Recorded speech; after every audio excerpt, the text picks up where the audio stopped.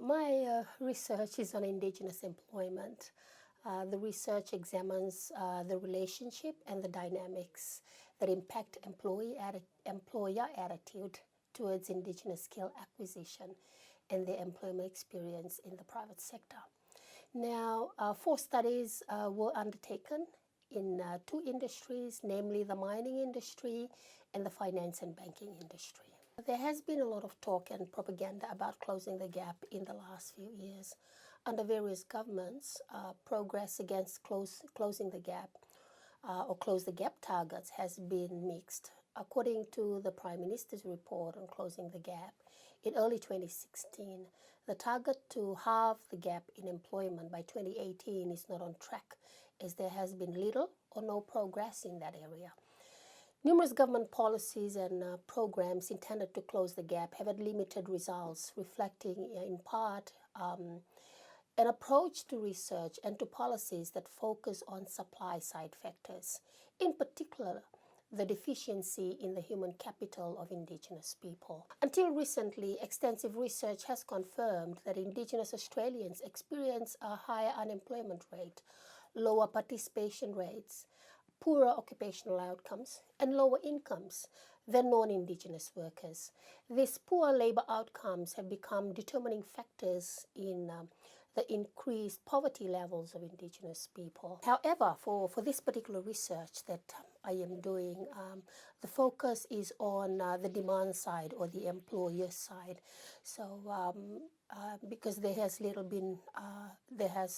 research been conducted on the demand side factors of Indigenous skill acquisition and employment experience. Also, the reason I've started this research, or I've done this research, is because I've recognized that institutional racism could be the theoretical framework that underpins this particular study.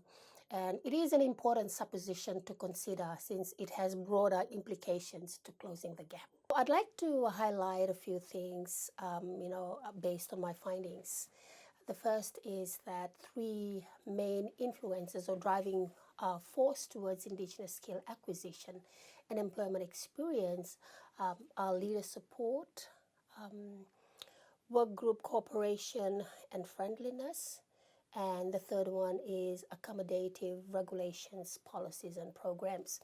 Now, these 3 elements need to be provided in large doses beyond that generally required in the mainstream workforce for it to have a lasting outcome on Indigenous people.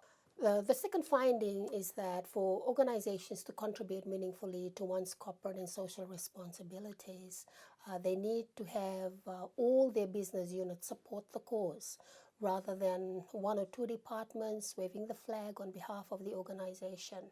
Silos need to be broken, as it does not work when trying to increase Indigenous participation in an organization or in the workforce. The third one is that good intentions or good intention policies and programs and activities are not enough if the outcomes do not lead to real employment and sustaining Indigenous people in the workforce. The fourth one is there is a need for flexible human resource systems, policies and practices to accommodate and increase Indigenous participation. And the final one that I'd like to mention is that there is a need to improve Indigenous HR data recording, monitoring and evaluative Indigenous employment strategies, programs and activities from an Indigenous perspective in these organizations. The Indigenous people, they would definitely benefit socially and economically from this research. The research is about increasing Indigenous participation, both in skill acquisition and employment experience. And this particular research would sort of help the Indigenous people, participate more in those areas. Now, secondly, it would be the organizations that champion the cause of, trying to help Indigenous people. Now, it would expand the scope of their corporate and social responsibilities to embrace what is meaningful to indigenous people or to those they want to help. The third group that would definitely benefit from this research would be the government in terms of policy change.